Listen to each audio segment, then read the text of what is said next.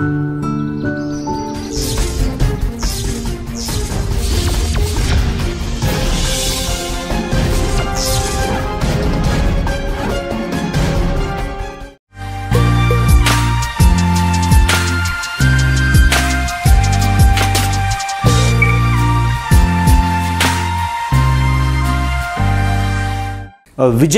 కార్యక్రమానికి స్వాగతం సుస్వాగతం. ఈరోజు మీకు ఒక హీరోని పరిచయం చేయబోతున్నాను. ఇతడు రీల్ హీరో కాదు, రియల్ హీరో. కష్టాలకు కేర్ ఆఫ్ అడ్రస్గా ఉన్న అతడు విజయాలకు కేర్ ఆఫ్ అడ్రస్గా ఎలా మారాడో తెలుసుకోబోతున్నాం. అతడే సిద్ధ్ నాయుడు. అతడి యొక్క జీవితం మనకి ఏం పాఠాలు నేర్పిస్తుందో, అతడు కష్టాల కడలి తరంగం నుండి విజయ బావుటాను ఎలా ఎగరవేశాడో ఈ ఎపిసోడ్లో మనం తెలుసుకోబోతున్నాం. చిత్తూరు జిల్లాలో ఒక పేద కుటుంబంలో జన్మించాడు ఈ సిద్ధ్ నాయుడు అనే కుర్రాడు. వారి నాన్న ఆర్టీఓ ఆఫీస్ వద్ద ఏజెంట్గా పనిచేసేవాడండి. అయితే తాగుడికి బానిస కావటం వల్ల ఆరోగ్యం పాడైపోయింది. ఈ కుర్రాడు 6వ తరగతి చదువుతున్నప్పుడు స్కూల్కి ఇంటి ప్రక్కనే ఉన్నటువంటి ఒక వ్యక్తి వచ్చాడు. బాబు, మీ నాన్నగారికి ఆరోగ్యం బాగోలేదు, నువ్వు వెంటనే మీ తమ్ముడిని తీసుకుని ఇంటికి బయలుదేరు అంటే ఈ కుర్రాడు ఎల్కేజీ చదువుతున్నటువంటి తన యొక్క తమ్ముడిని భుజాన వేసుకుని పరుగున ఇంటికి వచ్చాడు. ఇంటి చుట్టూ జనం. చూసేటప్పటికీ ఏదో అపశకునం గోచరించింది. తండ్రి మరణించాడు అనే వార్త అతడి భవిష్యత్తుని అగాధంలోకి నెట్టివేసింది. కుటుంబం అనాథగా మారిపోయింది. అప్పటి వరకు ఇంటి నుండి బయటకు వెళ్ళని అతని తల్లి 2 కొడుకులను పెంచి పోషించటం కోసం ఇంటింటికి వెళ్ళి వంట మనిషిగా పనిచేయటం ప్రారంభించింది. ఒక స్కూల్లో పారిశుద్ధ్య కార్మికురాలుగా కూడా పనిచేసి తన కుటుంబాన్ని పెంచి పోషించుకోవటం మొదలుపెట్టింది. ఈ కుర్రాడు కనిపించింది తన తల్లికి ఎలాగైనా సాయం చేయాలి, తన తల్లి యొక్క బాధ్యతలను తాను మొయ్యాలి అని అనిపించింది. ఒకవైపు చదువుకుంటూనే మరోవైపు ఉదయం 5 గంటలకే నిద్రలేచి పేపర్ బాయ్గా పనిచేయటం మొదలుపెట్టాడు. ఇంటింటికి వెళ్ళి పేపర్లు వేయటం మొదలుపెట్టాడు. నెలకి 250 సంపాదించి తన తల్లికిచ్చి చేదోడుగా ఉండడం ప్రారంభించాడు. ఈ కుర్రాడు 10వ తరగతికి వచ్చాడు. 10వ తరగతి పాస్ అయ్యాడు. పాస్ అయిన తరువాత వారి అమ్మకు చెప్పడం జరిగింది. ఏమనంటే, అమ్మ, నేను ఇంకా చదవను, నువ్వు చాలా కష్టపడుతున్న కుటుంబాన్ని పోషించటం కోసం తమ్ముని బాగా చదివిందాం, నేను చదువుని మానేస్తాను, నీకు కూడా ఆర్థికంగా సహాయంగా ఉంటాను అని చెబితే వాళ్ళమ్మ, లేదు నాన్న, నేను కష్టపడతాను, మీరిద్దరూ చదువుకోండి అంటే ఈ కుర్రాడు ఒప్పుకోలేదు. తన అమ్మ పడుతున్న కష్టం తన యొక్క చదువుని మాన్పించే విధంగా చేసింది. చివరికి ఎలాగైతే 10వ తరగతిలోనే ఫుల్ స్టాప్ పెట్టి ఒక ఆడిటింగ్ కంపెనీలో బాయ్గా చేరాడు.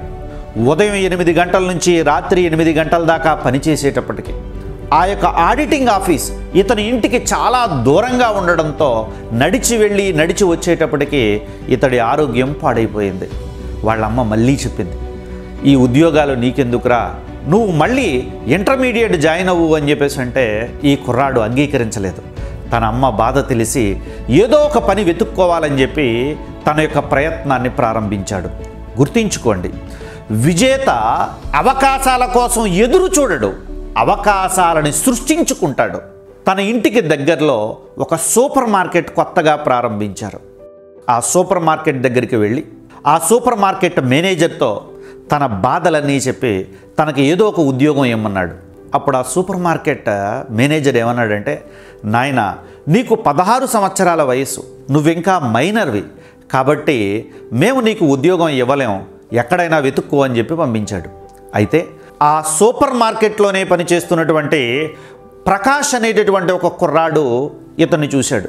చూసి ఈ సిద్ధ్ నాయుడు బయటకు వచ్చిన వెంటనే ఆ కుర్రాడు కూడా వెనకాల పరిగెట్టుకుంటూ వచ్చి, తమ్ముడు, నాకు తెలిసినటువంటి ఒక కాఫీ షాప్ ఉంది, అక్కడ వెయిటర్గా పనిచేయడానికి నువ్వు ఇష్టపడితే నేను అక్కడికి పంపిస్తాను నిన్ను అంటే ఈ కుర్రాడు వెంటనే అంగీకరించాడు. తప్పకుండా నేను ఏ పనైనా చేయడానికి సిద్ధంగా ఉన్నాను, కాబట్టి అన్నయ్య నాకు ఆ పని ఇప్పించు అని చెప్పేసి అంటే తరువాత రోజే వెళ్ళి కాఫీ షాప్లో వెయిటర్గా జాయిన్ అయిపోయాడు ఈ సిద్ధ్ నాయుడు అనే కుర్రాడు. విజేత తనకొచ్చిన అవకాశాన్ని 100% కాదు 1000% ఉపయోగించుకుంటాడు. విజేత తన పనిని భారంగా కాదు బాధ్యతతో ప్రేమతో చేస్తాడు. ఈ సిద్ధ్ నాయుడు తనకొచ్చిన అవకాశాన్ని అద్భుతంగా ఉపయోగించుకున్నాడు. ఆ కాఫీ షాపుని తన సొంత షాపుగా భావించాడు. వచ్చిన వినియోగదారుల్ని చాలా ప్రేమతో రిసీవ్ చేసుకునేవాడు. చాలా బాధ్యతగా ఆ షాపుని అభివృద్ధి చేయటం ప్రారంభించాడు. అనతి కాలంలోనే వెయిటర్ నుంచి క్యాషియర్గా మారాడు. ఈ విధంగా అతడి యొక్క జీవితం అభివృద్ధి చెందుతున్న దశలో డాబర్ సంస్థ వారు న్యూ యూ అనేటటువంటి స్టాల్స్ని ఎస్టాబ్లిష్ చేయటం మొదలుపెట్టారు. ఇతనికి తెలిసినటువంటి ఒక స్నేహితుడు ఇతడికి ఆ న్యూ యూ అనేటటువంటి సంస్థలో క్యాషియర్ ఉద్యోగానికి రికమెండ్ చేశాడు. దానితో వచ్చినటువంటి కొత్త అవకాశం వైపు అతడు వెళ్ళాడు. న్యూ యూ సంస్థలో క్యాషియర్గా జాయిన్ అయ్యాడు. ఈ సంస్థ బెంగళూరులోని మంత్రా స్క్వేర్లో ఉండేది. ఇతడు క్యాషియర్గా పనిచేసినటువంటి సంస్థ ఏదైతే ఉందో అదే సంస్థలో అనతి కాలంలోనే ఇతడు మేనేజర్గా మారాడు. ఇతడి యొక్క పట్టుదల, నిజాయితీ, సమర్థత, పని పట్ల ఇతడికి ఉన్నటువంటి బాధ్యతను చూసి ఇతడిని డాబర్ సంస్థ ఆ న్యూ యూ స్టోర్కి మేనేజర్గా చేసింది. ఇతను పనిచేస్తున్నటువంటి న్యూ యూ సంస్థ ప్రక్కనే ప్రకటనలు తయారు చేసేటటువంటి యాడ్స్ తయారు చేసేటటువంటి ఒక సంస్థ ఉండేది. ఆ సంస్థ ఇతన్ని ఆకర్షించింది. ఆ సంస్థలో యాడ్స్ అసలు ఎలా తయారు చేస్తున్నారో, ప్రకటనలు ఏ విధంగా రూపొందిస్తారో ఇవన్నీ తెలుసుకోవాలని ఇతడికి అనిపించింది. అందువలన ఆ యాడ్స్ తీసేటటువంటి సంస్థ యొక్క మేనేజర్తో ఇతడు స్నేహం చేశాడు. గుర్తుంచుకోండి, విజేత యొక్క అద్భుతమ లక్షణం ఏమిటి అంటే అతడు తన యొక్క సమయాన్ని వృధా చెయ్యడు, వృద్ధి చేసుకుంటాడు. అతడు మార్పుని అసహించుకోడు, ఆహ్వానిస్తాడు. సో విజేత యొక్క సైకాలజీ ఎలా ఉంటుంది అంటే విన్ అండ్ విన్ అప్రోచ్లో వెళుతూ ఉంటాడు. అతడి స్నేహం కావచ్చు, శత్రుత్వం కావచ్చు, గెలుపు కోసమే అయి ఉంటుంది. లోజర్ యొక్క విధానం ఎలా ఉంటుంది అంటే లూజ్ అండ్ లూజ్ అనే విధానంలో ఉంటుంది. ఇద్దరం కలిసి సినిమాకి వెళ్దాం, ఇద్దరం కలిసి తాగి తందనాలాడదాం, ఇద్దరం కలిసి రోడ్డు మీద తిరుగుదాం అనేటటువంటి వాడు లూజర్. ఇద్దరం కలిసి కొత్త విషయాలు తెలుసుకుందాం, కొత్త విధానాలను రూపొందిద్దాం, కొత్తగా అభివృద్ధి చెందుదాం అనేటటువంటి వాడు విజేత. సో ఇతడు ఆ యాడ్స్ తయారు చేసేటటువంటి మేనేజర్తో స్నేహం చేసి యాడ్లకు సంబంధించి అన్ని విషయాలు తెలుసుకోవటం మొదలుపెట్టాడు. ఒకవైపు తన ఉద్యోగం చేస్తూనే ఖాళీ సమయంలో ఈ విషయాలన్నీ కూడా నేర్చుకుంటూ ఉండేవాడు. కొద్ది కాలానికి ఆ యాడ్ మేనేజర్ వేరే ఉద్యోగం వచ్చి వెళుతూ నువ్వు మొత్తం యాడ్లలో ఉన్నటువంటి అన్ని అంశాలు తెలుసుకున్నావు కదా, ఈ యాడ్ కంపెనీ మేనేజర్ ఉద్యోగానికి నువ్వే ఎందుకు అప్లై చేయకూడదు, నేను నిన్ను రికమెండ్ చేస్తాను అని చెప్పేసి అంటే వెంటనే ఇతడు తన యొక్క న్యూ యూ సంస్థలో మేనేజర్గా రిజైన్ చేసి ఈ యాడ్ కంపెనీకి మేనేజర్ అయిపోయాడు. యాడ్ కంపెనీ మేనేజర్ అయిన తరువాత ఇతడు యాడ్స్ మ్యాగజైన్లో టాప్ మ్యాగజైన్గా చెప్పేటటువంటి వోగ్ మ్యాగజైన్ యొక్క కవర్ పేజీ కోసం యాడ్ తయారు చేయటంతో సిద్ధ్ నాయుడు యొక్క పేరు ప్రఖ్యాతలన్నీ కూడా దేశవ్యాప్తంగా మారుమోగిపోయాయి. ఇతడు చాలా కాలం పాటు యాడ్ కంపెనీలో పనిచేసి తానే సొంతంగా ఒక కొత్త కంపెనీని పెట్టాలని చెప్పి నిర్ణయం తీసుకున్నాడండి. నిర్ణయం తీసుకుని అతడు 2017లో సిద్ధ్ ప్రొడక్షన్స్ అనేటటువంటి ఒక యాడ్ ఏజెన్సీని ప్రారంభించడం జరిగింది. దాని యొక్క కార్యాలయాలు ప్రస్తుతం భారతదేశంలో బెంగళూరు, బాంబే మొదలైనటువంటి ప్రధానమైన నగరాల్లో ఉన్నాయి. ప్రస్తుతం ఇతర దేశాల్లో కూడా ఏర్పాటు చేయాలని చెప్పి ప్రయత్నాలు ప్రారంభించాడు. ఇప్పుడు మనం చూసేటటువంటి Flipkart, ICICI, Amazon, Axis bank యాడ్లన్నీ కూడా ఏ సంస్థ రూపొందిస్తుంది అంటే ఈ సిద్ధ్ ప్రొడక్షన్స్ ఏదైతే ఉందో ఇదే రూపొందిస్తుంది. ఇతడు తన యొక్క కంపెనీని ఎస్టాబ్లిష్ చేసిన తర్వాత చాలా ఒడిదుడుకులు ఎదుర్కొన్నాడు. విజేత యొక్క సైకాలజీ ఏమిటి అంటే విజేత విడిచిపెట్టడు, విడిచిపెట్టేవాడు విజేత కాడు.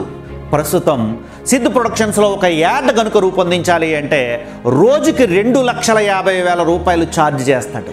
250 రూపాయలు నెల జీతానికి పేపర్ బాయ్గా జీవితాన్ని ప్రారంభించిన ఇతడు ఈరోజు రోజుకి 2,50,000 రూపాయలు ఛార్జ్ చేసేటటువంటి యాడ్ మేకింగ్ ఏజెంట్గా రూపొందడానికి వెనకాల ఉన్నటువంటి ప్రణాళికను ఒక్కసారి చూడండి. 2020లో ఎకనామిక్ టైమ్స్ పత్రిక ఇతడికి పవర్ ఐకాన్ అవార్డుని ఇవ్వడం జరిగింది. చెప్పండి, ఇతడు నిజంగానే రియల్ హీరో అనే విషయం మీకు అర్థమై ఉంటుంది. తండ్రి మరణించాడు, తల్లి ఇంటింటికి వెళ్ళి వంట పని చేసుకునేటటువంటి స్థాయిలో ఉండేది. ఆ స్థాయి నుంచి కేవలం 10వ తరగతి క్వాలిఫికేషన్తో ఇతడు భారతదేశంలో ప్రస్తుతం నెంబర్ 1 యాడ్ ఏజెన్సీగా ఎందుకు ఎలా ఎదిగాడు, ఇతడి జీవిత కథ మనకి ఏం నేర్పుతుంది అంటే పంచసూత్రాలని నేర్పుతుందండి. ఏమిటా పంచసూత్రాలు? 1, నువ్వు గెలవాలి అని బలంగా కోరుకుంటే ప్రపంచం బోలెడన్ని అవకాశాలిచ్చి నిన్ను గెలిపిస్తుంది. 2, నీ పని పట్ల నీకున్న నిజాయితీ, ప్రేమ నిన్ను ప్రపంచంలో నెంబర్ 1గా చేస్తుంది. 3, నువ్వు నీ సమయాన్ని వృధా చెయ్యనంత కాలం ఈ ప్రపంచంలో నీ గెలుపుని ఆపే శక్తి ఎవ్వరికీ లేదు. 4, నీ సంకల్పం గనుక వజ్ర సంకల్పం అయితే పేదరికం, ఉన్నత విద్య లేకపోవడం అనేవి నీ గెలుపుని ఆపలేవు. 5, మంచి మార్పుని ఆహ్వానించు, అది నిన్ను, నీ భవిష్యత్తుని అద్భుతంగా తీర్చిదిద్దుతోంది. ఈ కథ నుండి స్ఫూర్తి పొందుతారని, మీలో ఉన్న లోపాలని సరిచేసుకుంటారని, మీ భవిష్యత్తులో విజేతలుగా మారతారని మనస్ఫూర్తిగా ఆశిస్తూ ముగిస్తున్నాను. Thank you.